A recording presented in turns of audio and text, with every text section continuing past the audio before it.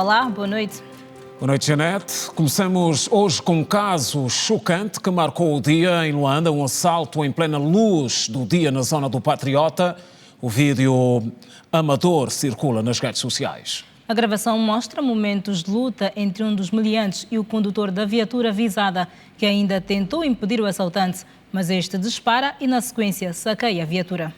Na tentativa de prestar socorro, um cidadão que testemunhava a cena acabou igualmente baleado pelo assaltante que, segundo o que apuramos, estava acompanhado de outros. O meio de transporte usado, como sempre, é motorizada, que por sinal aparece na imagem.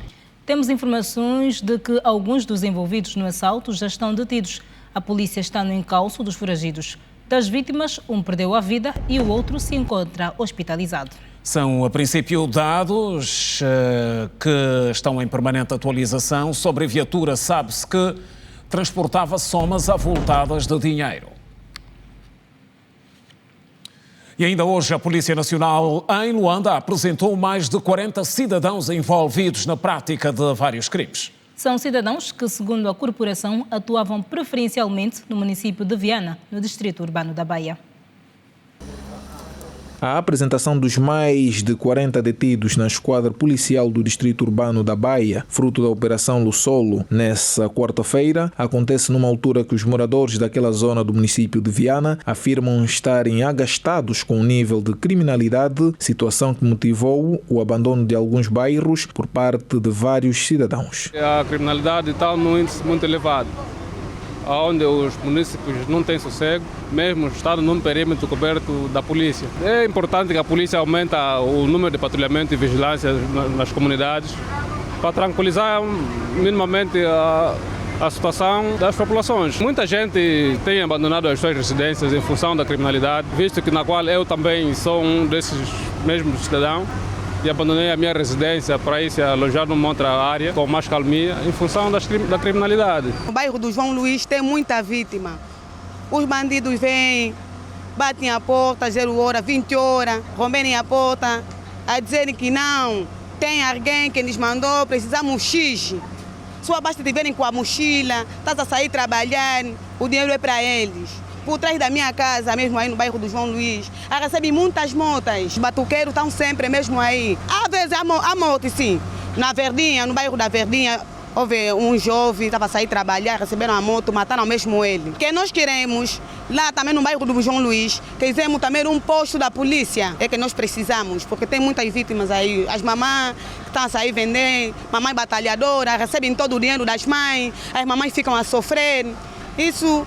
Mamãe vai trabalhar, eles é que recebem todo o dinheiro, não está bom. Na apresentação feita pelo porta-voz do Comando Provincial da Polícia Nacional em Luanda, as forças da ordem apreenderam 6 motorizadas, armas de fogo e brancas e também liemba. É muito frequente a característica pelo bairro, tendo em conta também o mercado aqui do 30, e porque é uma zona limítrofe com a centralidade do Sequel, temos aqui um matagal, quem sai daqui do 30 para o Sequel, temos aqui, é separado por um matagal, daí que é frequente os crimes de roubos e furtos na via pública com concurso de arma de fogo, a bordo de motorizadas, que nós chamamos os crimes de oportunidade, também os crimes de abuso sexual e ofensas graves à integridade física. Temos detidos aqui cerca de 45 elementos. Foram desmanteladas 3 associações de malfeitores, 3 grupos, não é, que se dedicavam a rixas, não é, e foram recuperadas também 8 armas brancas ou 8 katanas.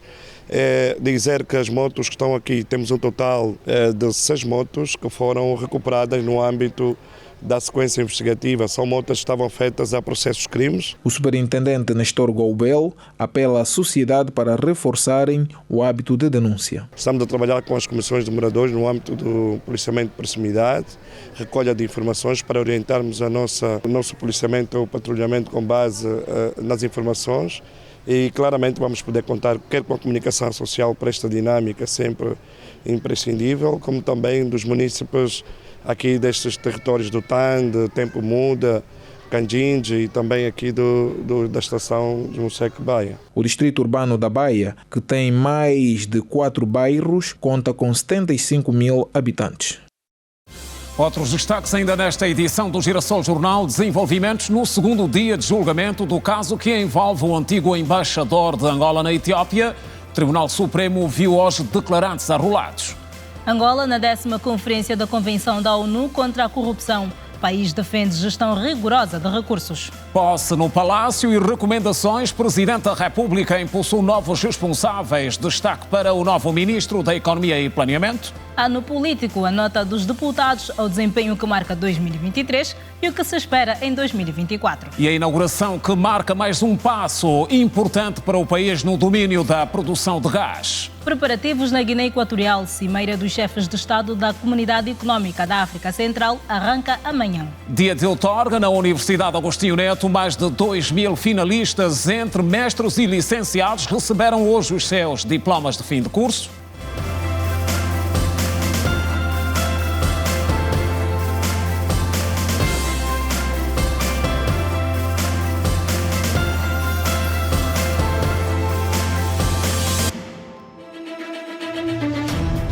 Números do futuro. Nossa ambição para os próximos 4 anos é a de descontinuar a utilização das centrais térmicas. Tome nota.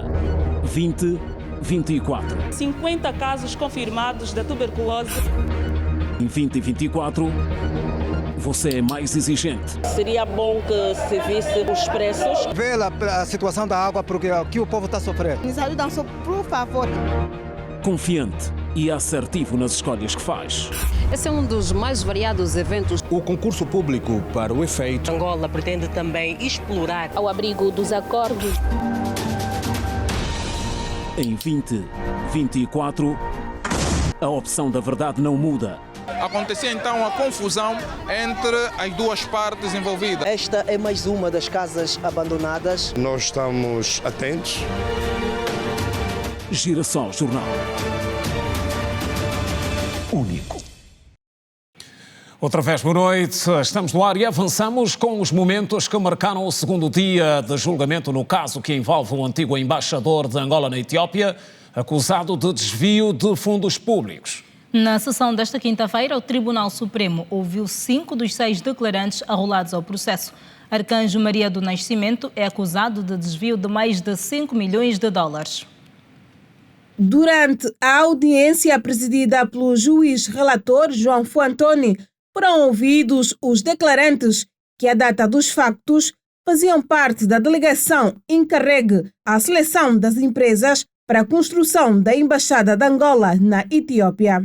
A contabilista da Embaixada de Angola naquele país, na qualidade de declarante, esclareceu que a transferência dos 5 milhões de dólares para uma outra empresa foi feita por esta não ter concluída a obra. A defesa do arguido voltou a dizer que o seu constituinte não usufruiu dos valores em causa. Não houve esse prejuízo e é o que o Ministério Público pretende fazer também produção de prova para provar se houve ou não houve de facto esse crime de peculato. Nós entendemos que o pagamento foi dado e efetivamente foi, e a denunciante diz que o pagamento foi dado e depois foi pedido um reembolso, né, e ela reembolsou.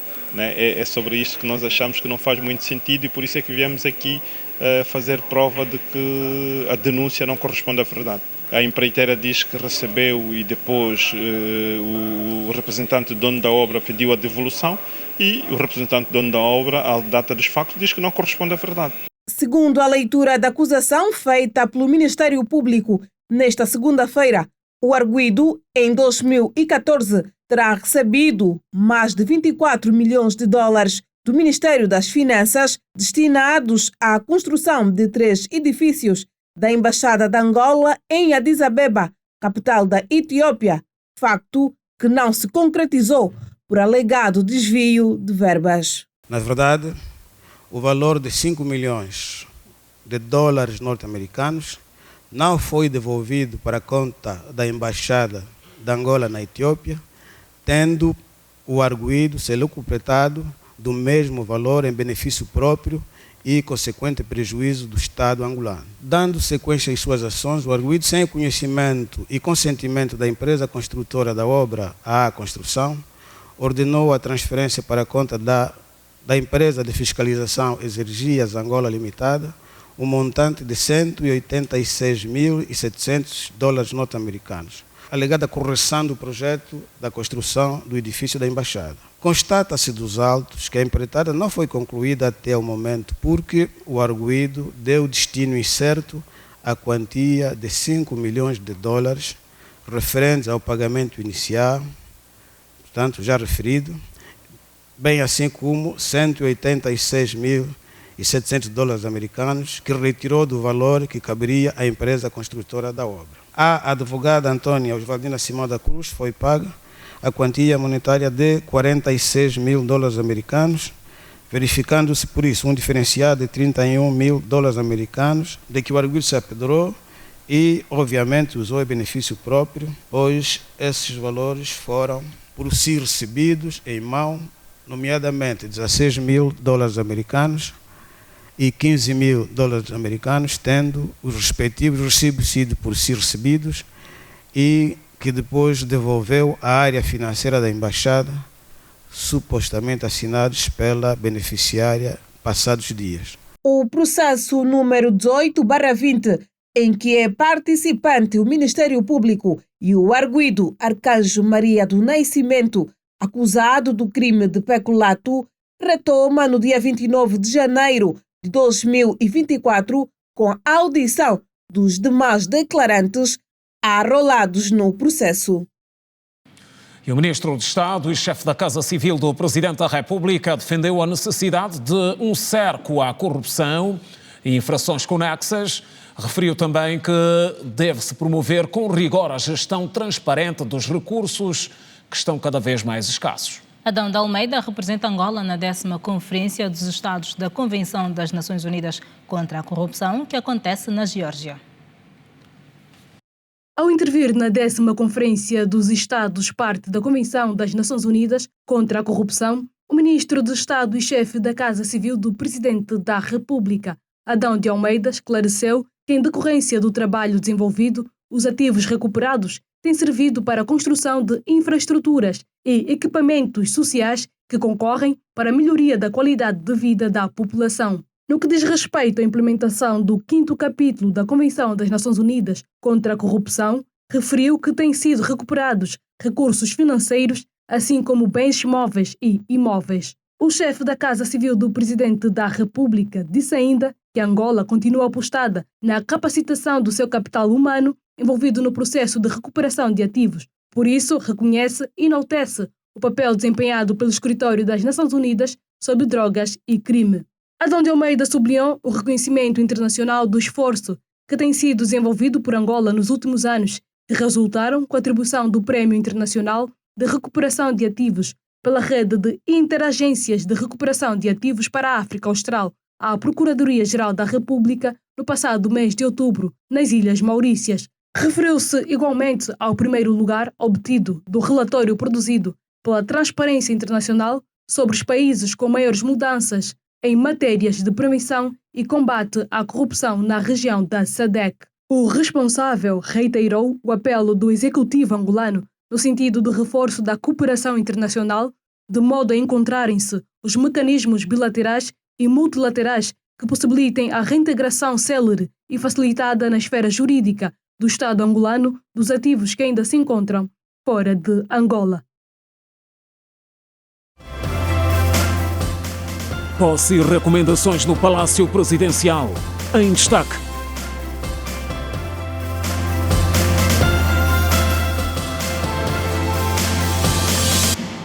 É mais à frente no jornal. Por enquanto avançamos para Cabinda, de onde chega a notícia de recusa por parte dos vendedores do mercado de peixe, inaugurado recentemente. Trata-se de um braço de ferro com a administração municipal. Os vendedores alegam que o mercado não oferece as condições necessárias e pedem que seja melhorado o acesso ao mesmo. O mau estado da via que dá acesso ao mercado do peixe preocupa as vendedeiras e pescadores.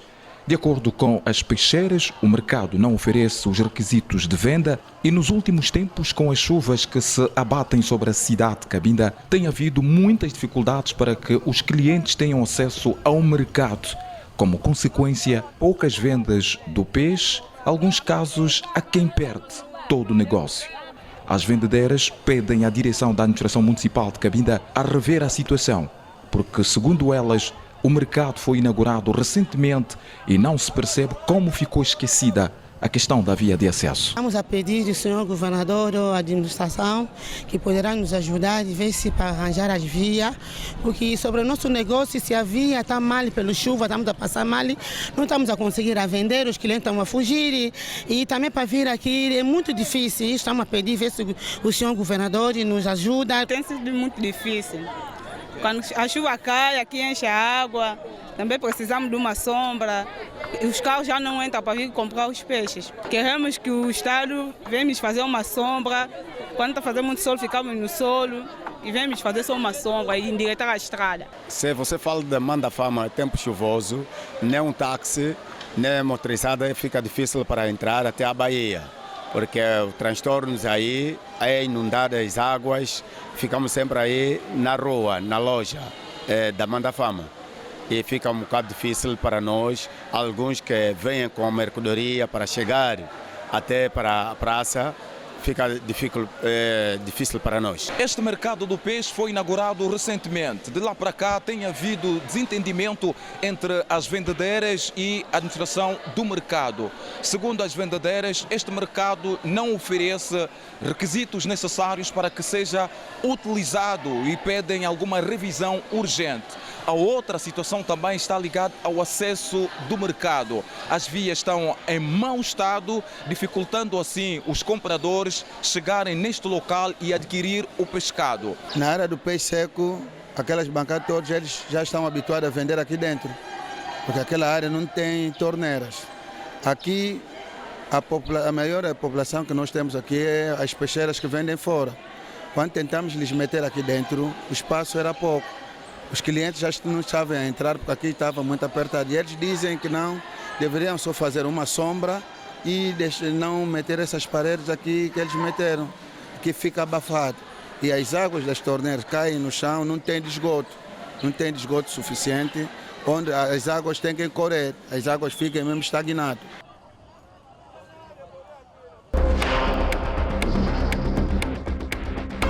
Desafio de salvaguardar a saúde e bem-estar. Essas situações são recorrentes aqui no nosso hospital. Eles vêm já com medicação feita há 2, 3 dias.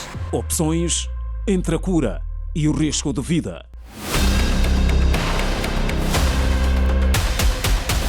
Perigos da automedicação. E às vezes aquele processo de esperar a análise, esperar os exames médicos, às vezes cansa. O paciente entra em frustração quando a dor é intensa. Sexta-feira, na reportagem da semana. Para ver amanhã, o dia de hoje foi de outorga na Universidade Agostinho Neto. Mais de 2.000 finalistas receberam os diplomas de fim de curso. Estamos a falar entre mestres e licenciados em várias especialidades. Entre os finalistas estão 2 integrantes da equipa jovem de profissionais da Rede Girassol. A alegria e emoção era visível no rosto dos licenciados, bacharéis e mestres. Um total de 2.170 formados pela maior universidade pública do país, com 10 unidades orgânicas. Entre os recém-formados, 2 rostos da Rede Girassol, os jornalistas da Editoria de Informação e Desportiva Madalena Socolate e Manuel da Cruz, que descreveram o momento como de missão cumprida. Já tenho um background diferente do que venho da faculdade. Na faculdade aprendi bastante teoria. É um esforço que valeu a pena, depois desses anos todos de formação, poder levar esse diploma para os meus pais e dizer que a Cabinda venceu. É um momento inefável, difícil de se explicar. Depois de vários anos no ensino superior, perdas e ganhos, e culminou aqui então com a entrega do certificado e diploma. E aqui possamos então aplicar tudo aquilo que aprendemos na academia dentro do mercado profissional. Com percurso acadêmico entre 7 e 4 anos, os estudantes tiveram de lidar com muitos desafios. É um momento muito especial, porque eu saí de Benguela propriamente para poder fazer o curso de comunicação social. Foi muito, mas muito difícil. Cheguei até a ter depressão. Não foi fácil. Eu saía do 14, bairro 14, até o campo universitário, depois fiz a mudança da trajetória do 14 para o aeroporto. Passaram-se muitos anos, com o sentimento de dever cumprido. Para a academia, o desafio passa, doravante, pela melhoria na realização de investigação científica. Tudo isso passa por nós termos recursos humanos capacitados, termos mais investigadores, passa também por termos laboratórios bem equipados e, naturalmente, termos as pessoas motivadas. Porque neste momento, por exemplo, em termos de investigação, a universidade conta apenas com 47 investigadores. Também é desejável que haja, por exemplo, um plano de equipamento dos nossos laboratórios, não é? Que é fundamental, e aposta um grande investimento em termos de infraestruturas tecnológicas e infraestrutura que incluem salas e laboratórios, tal como fiz referência. 97% dos investigadores que a universidade dispõe, segundo o seu reitor, são estagiários. 97% dos 47 estão no início da carreira. É bom que haja concursos públicos para a admissão de investigadores, docentes e técnicos administrativos. Se a universidade conta com 10 faculdades, escolas, tudo assim em conjunto. Se nós tivéssemos pelo menos 20 investigadores por faculdade, seria muito bom. Nesta cerimônia foram outorgados 8 doutores, 214 mestres, 1.930 licenciados e 9 bacharéis. Pois é. E falamos agora de capacitação de agentes comunitários com resultados de uma ação recente que teve pela frente a organização não-governamental Visão Mundial. Mais de 200 agentes voluntários beneficiaram de formação e estão melhor preparados para apoiar as comunidades. Os voluntários da Associação Juvenil de Apoio às Comunidades, a JACOM, que tem mais de 300 membros, e da Cudisanza, que conta com 200 voluntários, beneficiaram de um refrescamento durante 2 semanas. Vai ser muitíssimo bom, porque nós temos visto que nas comunidades, quando tem um agente comunitário, tem a facilidade de fazer com que mantenhamos um desenvolvimento estável para as comunidades. Vai sim melhorar a minha forma de atuar, visto que desde a semana passada temos adquirido muitos conhecimentos e bons conhecimentos sobre o que devemos passar para as comunidades. A JACOM, que tem 11 anos de existência, e a Cudisanza, que existe há 2 anos, enalteceram a iniciativa e avançaram os próximos desafios. A Associação Cudisanza decidiu fazer parte desse projeto, primeiro porque o projeto tem a ver com aquilo que é o seu objeto social. Portanto, nós, enquanto associação, também velamos por aquilo que é a saúde dentro das nossas comunidades. E, portanto, esse projeto tem a matriz que também nos identifica. Os próximos desafios, enquanto associação, é implementar o projeto e cumprir com aquilo que são os objetivos preconizados. Como, por exemplo, sensibilizar as pessoas, sobre a importância do acompanhamento pré-natal, antes, durante e depois da gestação. A JACOM decidiu abraçar o projeto com a World Vision, pois a ONG JACOM é uma associação filantrópica sem fins lucrativos de direito angolano que junta-se aos esforços do Executivo no sentido de contribuir para a redução da violência e socializar a juventude. A World Vision Angola, que já formou cerca de 200 voluntários na província de Luanda, garante que vai continuar a trabalhar com as organizações não-governamentais para melhorar a vida das famílias. O projeto é uma extensão que já vem em curso desde 2020 e essa extensão está prevista até novembro de 2024. O projeto ele prevê apoiar as organizações da sociedade civil com recursos para que os seus grupos de voluntários permaneçam ativos, estímulos, na verdade, para que eles façam um trabalho comunitário e recursos suficientes também para que eles possam fazer a parte de acompanhamento e monitoria dos trabalhos em campos pelas próprias equipas. A Direção Provincial da Saúde de Luanda destaca a necessidade de continuar a dar apoio técnico e logístico. É do interesse do Gabinete Provincial da Saúde, através do Departamento de Saúde Pública, ajudar todas as organizações que estão a formar atualmente agente comunitário. Essa ajuda vem em todo o suporte, como disponibilizar equipamentos para os ACS, apoiar ou trabalhar com os parceiros no aumento do número de ACS na comunidade. A World Vision Angola, ou Visão Mundial, que atua em questões humanitárias, há 73 anos, está em mais de 100 países. Segunda parte do Jornal Saudações Renovadas, o Presidente da República conferiu hoje posse aos responsáveis recentemente nomeados. Destaque para o novo Ministro da Economia e Planeamento. Foram também possados pelo Presidente João Lourenço, o novo Secretário de Estado do Ambiente e os membros do Conselho de Administração do Fundo Soberano. A todos, o chefe de Estado deixou recomendações claras.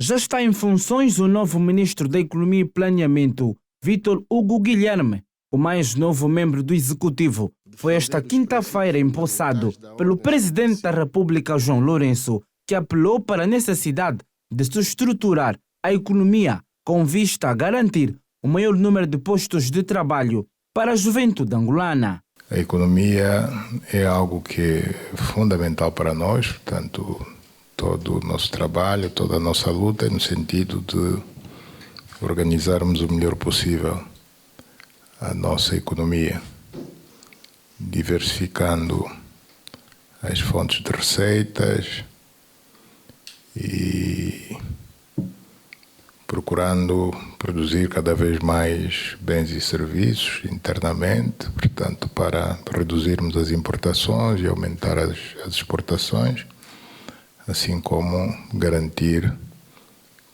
cada vez mais um maior número de postos de trabalho para os nossos cidadãos e, em particular, para os nossos jovens. Vítor Hugo Guilherme já definiu as suas prioridades enquanto inquilino do Ministério da Economia e Planeamento. Vou priorizar, de acordo com a comunicação de Sua Excelência, o Camarada Presidente, agora no ato de posse, organizar a economia. Por outro lado, priorizar é dar continuidade àquilo que está a ser feito. Temos 3 praticamente grandes instrumentos: a Estratégia 2050, o Plano de Desenvolvimento Nacional e agora recentemente aprovado o Orçamento Geral do Estado, e são esses instrumentos que nós vamos dar continuidade. João Lourenço conferiu posse também ao novo Secretário de Estado do Ambiente, Yuri Walter de Souza. Para o Presidente da República, o ambiente é igualmente importante, sendo certo que o mundo atravessa momentos desafiantes tendo em conta as alterações climáticas. Na sequência, o Presidente da República, João Lourenço, conferiu posse ao novo Conselho de Administração do Fundo Soberano. Daqui para frente será presidido por Armando Manuel. Diante do Presidente da República, os membros do Conselho de Administração do Fundo Soberano juraram servir a pátria, colocando os interesses do Estado acima dos pessoais.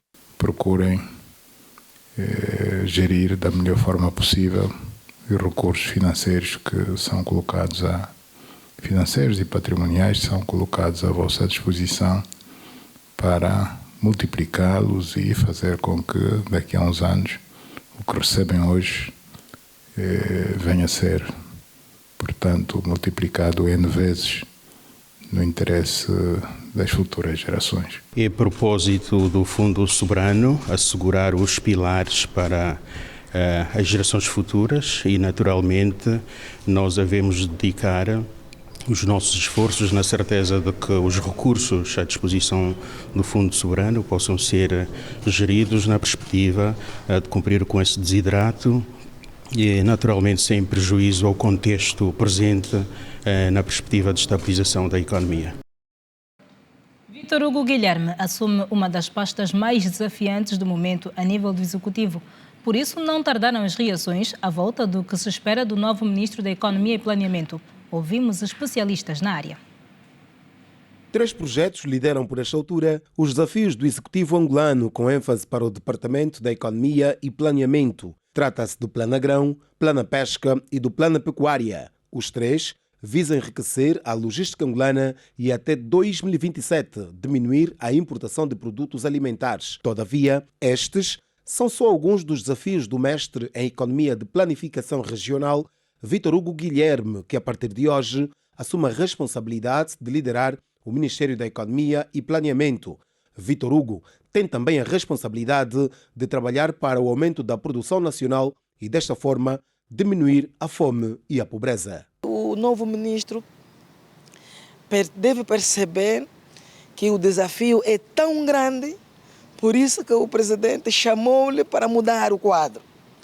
E para mudar o quadro, ele terá que interagir mais com a sociedade. Ele terá que buscar mais projetos credíveis e viáveis para a mudança daquilo que estamos a ver que é um desconforto total e social. O próprio ministro terá que trabalhar muito com a equipe, terá de perceber na base qual é o problema que se vive, onde que está realmente o problema que tem criado sempre esse desconforto. É importante que o dirigente que foi chamado, independentemente de conhecer a casa, está próximo à Sua Excelência, consultar mais, ir ao fundo perceber qual é o real problema que o povo vive, que as empresas vivem, que a nossa economia tem a essa altura e procurar possíveis saídas e soluções a curto prazo, porque há um problema que é muito sério. Situações de projetos econômicos que têm muito ligada ao fomento ao emprego, ao fomento à erradicação da pobreza, ao fomento à fome, e sabe-se que a fome não negocia e não espera. Até às 12 horas desta quarta-feira, Vítor Hugo Guilherme desempenhava a função de secretário do Presidente da República para os assuntos econômicos. Por si só, a chegada do agora dono do cadeirão máximo do referido departamento pode significar um elemento mais, já que poderemos estar a falar de uma figura que conhece bem as expectativas do titular do Poder Executivo. Acreditamos que sim, é desafio da Sua Excelência Presidente trazer alguém que ele, com as consultas que teve, a assessoria que teve, as auscultações que obteve, ele criou uma pessoa de consenso. Agora, é interessante que ele traga alguém que conheça a casa. E depois recebeu as orientações da Sua Excelência Presidente da República. O Presidente quer que se mude o quadro, mas mudar o quadro tem que ser primeiro com a comunicação, segundo com a efetivação do trabalho, terceiro, transmitir o impacto daqueles todos os projetos que vão ser implementados. Em 6 anos, Vítor Hugo Guilherme é o 5º ministro da Economia e Planeamento. Por lá passaram Pedro Luís da Fonseca, entre 2017 e 2019, Manuel Neto da Costa, de 2019 a 2020, Sérgio Mendes dos Santos, que dirigiu o departamento entre 2020 e 2021, e o mais recente, Mário Caetano João, que tinha sido nomeado em setembro de 2021. Pois é, recebemos hoje o economista Daniel Sapateiro, é da casa, com quem conversamos a seguir uma breve análise sobre mais esta mudança feita pelo Presidente da República. Boa noite, Daniel, bem-vindo. Obrigado, boa noite. Pois, mais uma mudança. Temos o 5º Ministro da Economia e Planeamento em 6 anos. É uma média de um ministro por ano, na pasta mais importante de qualquer governo. Pois. Geralmente, no país, o Ministério das Finanças é aquele que tem sempre os holofotes sobre si. Mas é o Ministério da Economia que gera consensos, que gera o planeamento, e por isso se chama Ministério da Economia e Planeamento, que gera todo um conjunto de expectativas dos empresários, das associações empresariais, dos investidores, do cumprimento do Plano de Desenvolvimento Nacional, e, por isso, ele é central porque lida com praticamente todos os ministérios, não sendo ele o Ministério da Coordenação Económica, mas é o ponta de lança para o Ministro de Estado e para a Coordenação Económica, o Dr. Massano. Logo, o que se espera, e aqui não falando tanto do passado dos 4 ministros anteriores, que a peça fez aqui essa repescagem, é dizer o seguinte, é que sendo o Presidente da República perdeu um dos seus quadros para o titular do Poder Executivo.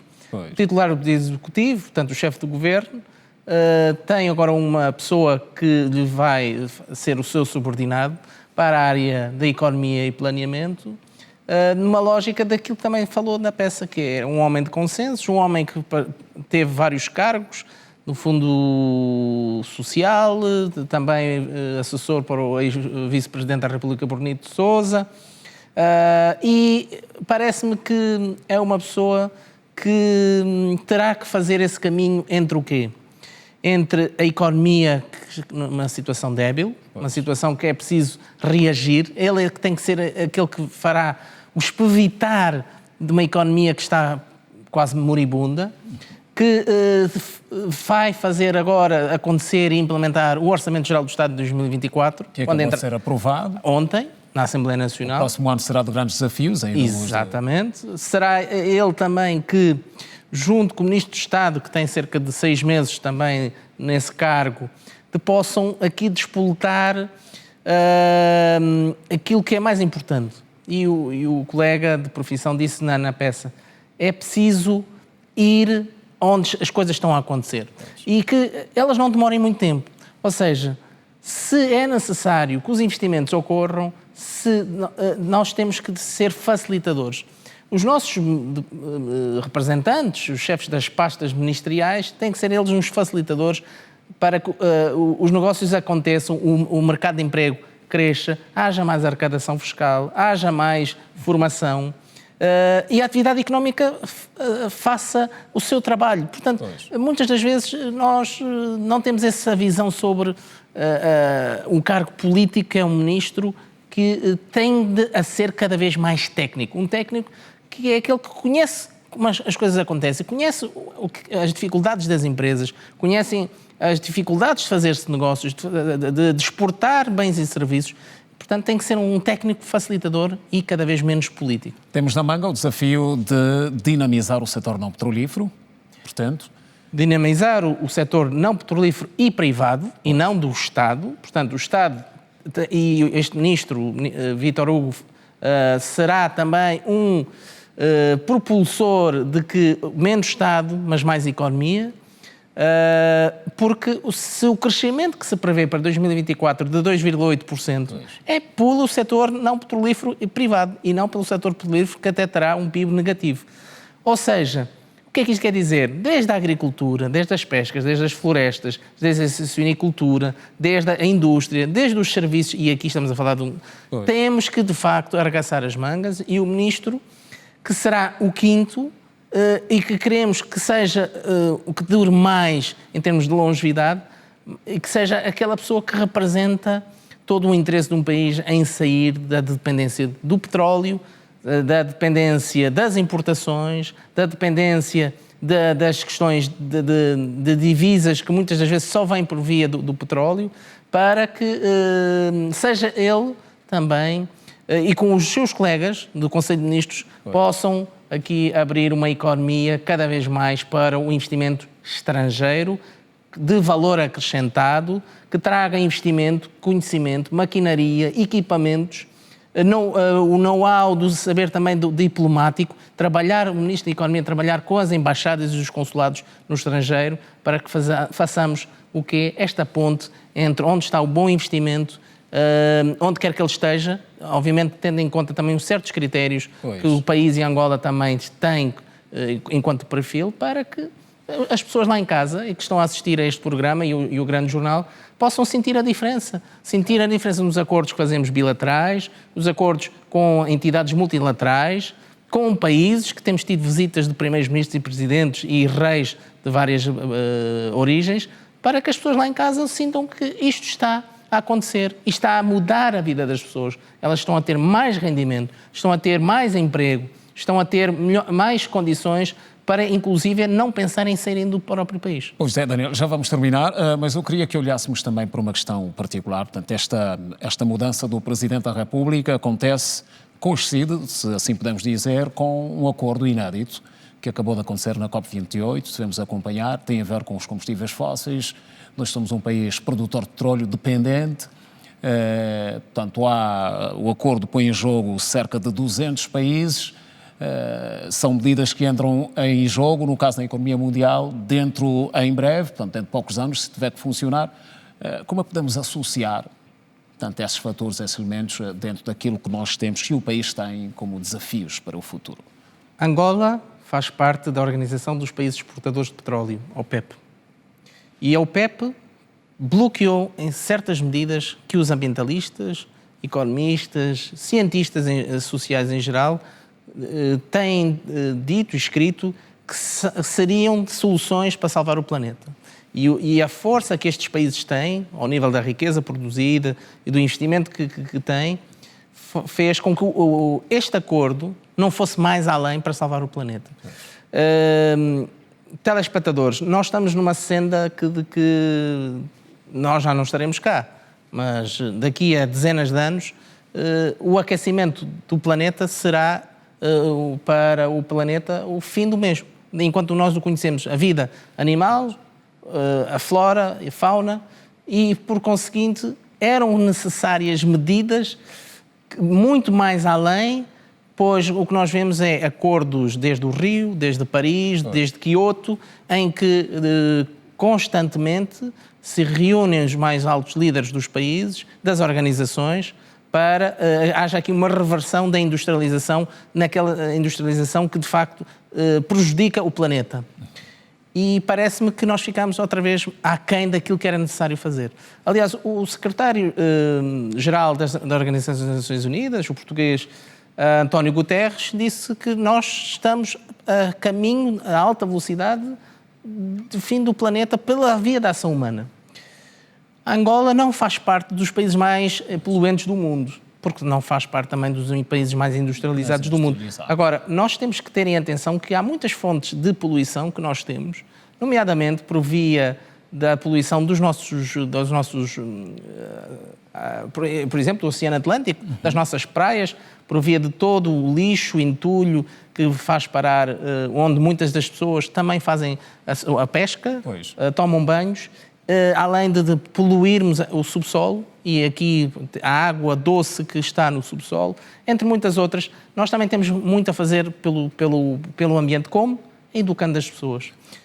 E uma delas, deixe-me só dizer, é que temos que começar muito cedo, nas nossas criancinhas, a fazer a separação do lixo, para que haja depois também uma pressão sobre todo um conjunto de organismos para a reciclagem. Para a reciclagem. E, portanto, não é só olhar para os outros e criticar que os outros poluem muito, nós também temos a fazer uma parte disso, até porque os combustíveis fósseis estão em transição. Aliás, os grandes construtores de automóveis, americanos, europeus, asiáticos, em 2030 deixarão de fazer motores a combustão. Quer dizer, serão a energia elétrica, a hidrogênio, e nós ficaremos na retaguarda do mundo porque continuaremos a manter os nossos carros a gasolina e gasóleo, e das quais precisam de refinarias. E nós estamos a construir refinarias... Ir pela dinâmica dos novos tempos. Não, nós estamos a construir refinarias para manter os carros antigos, quando os outros estão a deixar de fabricar para serem mais amigos do ambiente e menos poluentes. Isto são reflexões. Pois é. Sim, senhor. Daniel, vamos agradecê-lo. Muito obrigado. Muito. Não é? Portanto, o tempo não permite, mas com certeza teremos uma próxima oportunidade. Claro. Muito obrigado. E mais assuntos. Muito obrigado. Estamos juntos. Continuação de bom trabalho. Ainda hoje o Presidente da República recebeu em audiência o líder do Access Bank, um encontro em que o diálogo foi essencialmente dominado por questões ligadas a parcerias. Angola tem novos planos de cooperação com o Access Bank, que prometeu para breve uma equipa multissetorial com o propósito de identificar possíveis áreas de parcerias em Angola. O executivo angolano estuda mecanismos de cooperação econômica com o Access Bank, com vista ao financiamento de vários projetos no país. Nesta perspectiva, o chefe de Estado angolano recebeu nesta quinta-feira em audiência o presidente do Access Bank, com quem conversou sobre as áreas de investimento. The purpose of coming to Angola. O propósito da nossa visita a Angola basicamente é vir ter esse encontro com Sua Excelência Presidente da República, mas também ver de que modos podemos criar parcerias com o governo angolano, parceria que poderia ser nas áreas de infraestruturas, apoio a pequenas e médias empresas, inclusão financeira.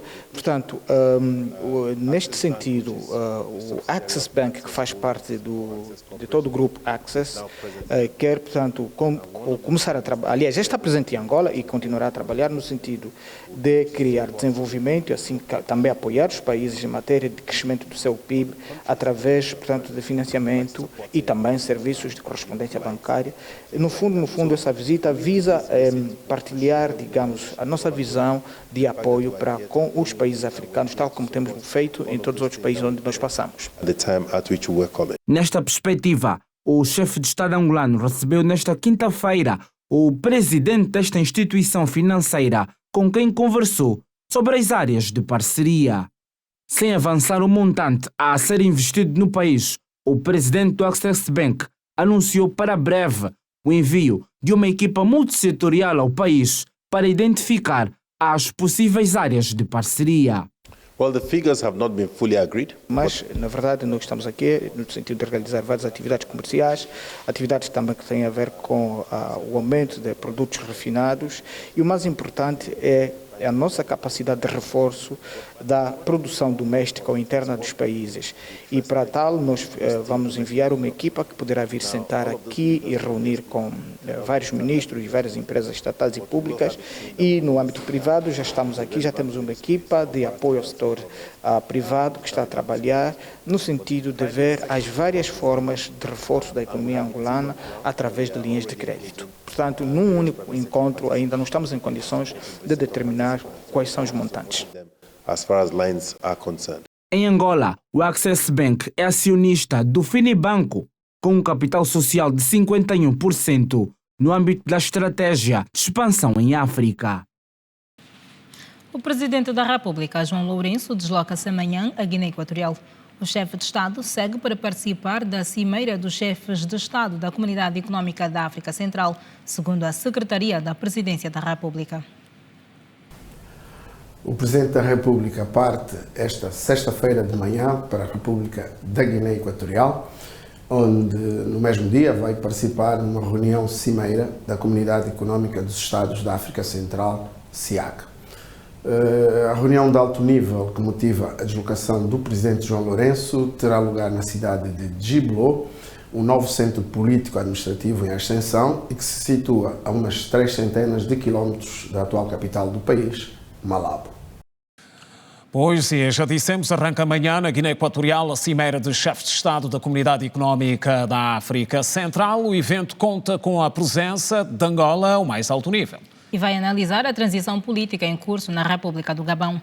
O encontro está inserido no Conselho de Paz e Segurança e tem lugar em Djiblo, futura capital da Guiné Equatorial. Nesta quinta-feira, os trabalhos foram dominados pela Comissão Preparatória da Cimeira, composta pelos ministros da Comunidade Económica dos Estados da África Central. Desde a celebração da última sessão extraordinária da Conferência de Jefes de Estado y de Gobierno, evidentemente la CAC, el pasado 4 de septiembre, la República Gabonesa ha iniciado un proceso de retorno al orden constitucional. En este contexto, el facilitador ha realizado varias misiones, particularmente a Libreville, manteniendo encuentros tanto con las autoridades gabonesas como com outras partes interessadas. A sessão, que aconteceu à porta fechada, abordou questões cruciais relacionadas à transição política do Gabão, onde os enviados especiais para a facilitação da CIAC apresentaram um relatório da missão. Em sede da reunião do Conselho de Ministros, houve uma informação que foi prestada pela delegação da República Centro-Africana, dando nota do progresso, portanto, alcançado até aqui pelo facilitador relativamente ao mandato que lhe foi conferido pela Cimeira. Sobretudo os contactos feitos com os vários atores políticos naquele país, com o objetivo de, portanto, melhor, enquanto organização, apoiarmos o retorno à normalidade constitucional. Foi também discutido o ponto de informação do presidente da Comissão da CIAC sobre a implementação da decisão relativa à deslocação temporária da sede da comunidade para Malabo. Não será possível embarcar-se nesse processo, sobretudo durante os 24 meses da transição, sem que o facilitador tenha os recursos e os meios necessários para, portanto, exercer o seu mandato com os resultados que a Cimeira espera. E nesse contexto surgiu então a recomendação da constituição de um fundo, portanto de um orçamento que virá apoiar as atividades do facilitador durante o exercício do seu mandato. Após a República do Gabão enfrentar um golpe de Estado, a sede da CIAC, anteriormente instalada em Libreville, começou a enfrentar também um vazio jurídico. obrigando a comunidade a suspender temporariamente o Gabão do grupo e fazendo com que a sua sede se transferisse aqui na Guiné Equatorial, mais especificamente na capital Malabo, estando agora o presidente da Guiné Equatorial, Teodoro Obiang, na presidência da Comunidade Econômica dos Estados da África Central. Nuestra comunidad tiene la obligación de brindar su apoyo al proceso de transición política en la República Gabonesa. Nesta sexta-feira acontece a cimeira extraordinária dos chefes de Estado e de Governo da Comunidade Econômica dos Estados da África Central, estando Angola representada a um mais alto nível. E na Guiné Equatorial está destacada uma equipa da Rede Girassol que é comandada pela Fernanda Gonga, que entra a seguir com mais detalhes, certo, Simeão? Pois, a Fernanda está em Malabo ou em Gibló. Fernanda, boa noite. Ora, muito boa noite, Simeão Mundula e Janete Meio-Dia, e também a todos os telespectadores da TV Girassol.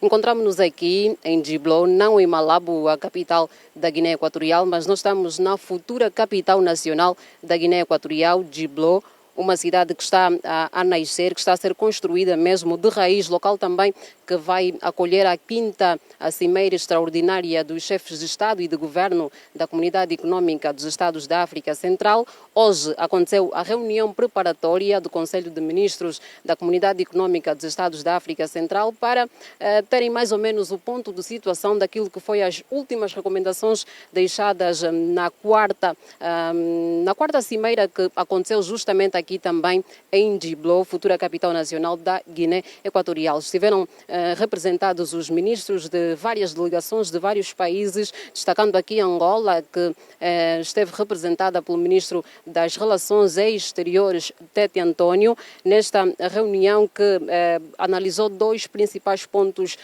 importantes que teve justamente a ver com a necessidade de o envio dos, ou seja, os facilitadores do processo de transição política do Gabão estiveram a apresentar o relatório daquilo que foi a atividade que eles desempenharam durante este período, desde que foi deliberado então esta missão. Um outro aspecto teve justamente a ver com se a Guiné Equatorial vai continuar a ser, vai continuar a liderar temporariamente a sede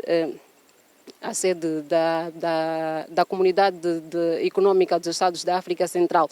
Nesta altura nós não temos informações de como é que e de quais é que foram as decisões tomadas. Eles disseram que vão remeter tudo que foi deliberado aos chefes de Estado amanhã, e tão logo tivermos outras informações nós também vamos ceder a vocês. A partir daqui de Gibló, futura capital nacional da República da Guiné Equatorial, recebam os cumprimentos de Josué Massuaco, Ricardo Gaspar e Fernanda Gonga. Boa noite. Boa noite, Fernanda Gonga. Continuação de bom trabalho e até amanhã. Temos mais motivos amanhã. O chefe de Estado segue, já dissemos, para a Guiné Equatorial amanhã, a fim de participar da cimeira que destacamos há bem pouco tempo. Na Assembleia Nacional, o dia hoje foi de cumprimentos de fim de ano, marcado pela nota dos deputados ao desempenho ao longo do ano que está prestes a terminar. E os deputados falaram também do que se espera para 2024. Mais uma jornada praticamente concluída. Jornada marcada por momentos bons e momentos tensos. Mas todas com um único propósito: encontrar as melhores soluções para os angolanos. Trocas de impressões e descontração. Foi assim que os deputados da Assembleia Nacional prestigiaram a cerimónia de cumprimentos de fim de ano. Ao falar aos parlamentares, a Presidente da Assembleia Nacional reforçou o compromisso de fazer mais e melhor em prol da nação angolana. As nossas diferenças políticas têm que ser capazes de criar pontes seguras de diálogo, de concórdia, de consenso, para que nós consigamos construir e fortificar a paz política e alcançarmos o bem-estar do povo que representamos com muito orgulho. O Orçamento Geral do Estado para o exercício econômico 2024 foi o último documento a ser aprovado na Casa das Leis. Para o MPLA, a aplicação concreta do OGE está no centro das expectativas para 2024. O balanço foi positivo, os deputados empenharam-se no sentido de apreciarem e discutirem os diplomas que chegaram a esta casa. Sabe que aqui é o santuário da democracia, é a casa onde os representantes do povo devem, de facto, defender os interesses das populações. E ainda ontem aprovamos o Orçamento Geral do Estado, um instrumento importante de governação que visa, de facto, resolver os problemas das populações. É o orçamento possível, mas sem orçamento não se pode governar, e é um sinal claro de que nós estamos sempre a pensar nos nossos representantes, naqueles que depositaram a confiança em nós para nos eleger enquanto deputados, e é esse o trabalho que nós devemos desenvolver aqui na Casa das Leis. Foi um ano considerado histórico na agenda da Assembleia Nacional. Um ano em que a Casa das Leis acolheu importantes eventos, como é, por exemplo, a Assembleia Interparlamentar, a aprovação da Lei Geral do Trabalho e, igualmente, a aprovação do OGE 2024. Para o ano que finda, ficam as expectativas dos parlamentares. Enquanto, de um lado, o MPLA defende que o OGE seja implementado com sucesso, por outro lado, a UNITA defende pela implementação das autarquias. Cada dia e cada ano que passa sem o poder local, é cada ano que nós perdemos aquilo que o poder local pode trazer a qualquer país, que é cidadania, direitos, capacidade de proximidade entre os governados e os governantes e um elemento complementar de governação que nos põe muito mais próximo para a solução dos 1000 problemas que nós temos e que o Governo Central sozinho nunca vai conseguir resolver. Portanto, autarquias que o Orçamento Geral do Estado, acabado de ser ontem aprovado, não traz uma única linha, um único kwanza. O Partido Humanista de Angola diz que as autarquias é um processo que pode acontecer a qualquer momento. Sobre as autarquias é um processo que está em stand-by, que no momento próprio virá ao de cima. Bom, eu não gosto muito de futurologia. Não gosto. Vamos falar naquilo que é a realidade, aquilo que aconteceu, aquilo que a gente pode balancear, não é? Do que estarmos a fazer previsões. Composta por 220 deputados eleitos, a Assembleia Nacional já tem parte da agenda pronta para o próximo ano. Para 2024, o Parlamento angolano vai acolher a 55ª Assembleia da SADC e, em fevereiro do mesmo ano, a reunião da União Europeia. Regresso, produção de gás natural em destaque. Foi hoje inaugurado o projeto Falcão 2 no Soio, responsável pela recepção e distribuição de gás natural. O empreendimento, que representa mais um ganho para o país, é um investimento de mais de 40 milhões de dólares. Vai gerar por dia 150 milhões de pés cúbicos de gás. Esta nova unidade vai aumentar a oferta de gás de cozinha no país e vai também promover a oferta de empregabilidade, em particular no município do Soio. A execução do projeto teve uma duração de 2 anos e 2 meses e esteve orçada em 42,8 milhões de dólares. A construção esteve a cargo da empresa Macuide Angola. O projeto durou cerca de 2 anos e 2 meses. Na fase de construção, empregamos 220 pessoas e nesta fase agora operacional, que estamos a inaugurar o projeto, vão trabalhar aqui 29 técnicos. Fomento de emprego, maior capacidade de produção de energia aqui pela Central Ciclo Combinado do Soio e futuramente, quando iniciar as obras da futura fábrica de amoníaco e fertilizantes, que é o outro consumidor nosso cliente, portanto, também teremos o fabrico de fertilizantes para a agricultura, portanto, isto é para fomento da economia do país, geraremos mais empregos e atualmente temos aqui empregos, portanto, diretos, 29, e depois temos outros clientes, fornecedores de serviços, de alimentação, que também incentivará, então, os empregos indiretos. O ministro dos Recursos Minerais, Petróleo e Gás, Diamantino Azevedo, garantiu que este projeto vai fornecer gás tratado ao ciclo combinado do Soio e outros. O objetivo do projeto Falcão 2 é fornecer gás devidamente tratado ao ciclo combinado do Soio e a outros projetos que teremos aqui. E desde já estamos a falar do projeto de amônia e ureia, que irá também beneficiar destas instalações que acabamos de inaugurar hoje.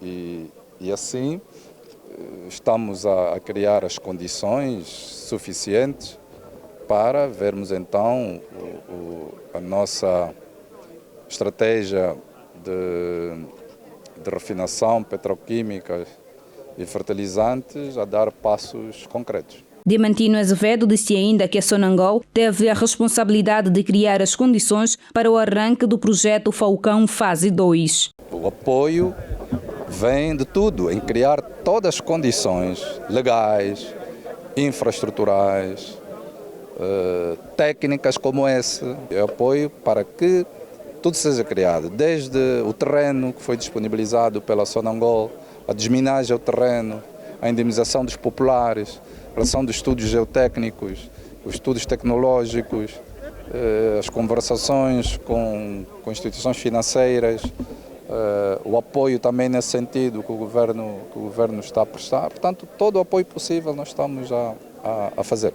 O presidente da Comissão Executiva da Sonangol garantiu que o projeto vai levar à produção de gás no país. Portanto, este é um projeto estratégico, na medida em que ele vai permitir maximizar a utilização de gás em Angola, de uma maneira geral. Portanto, passará por esse projeto, portanto, numa primeira fase, 125 milhões de pés cúbicos de gás, que servirão para fornecer à central de ciclo combinado do Soio, que vai gerar energia elétrica.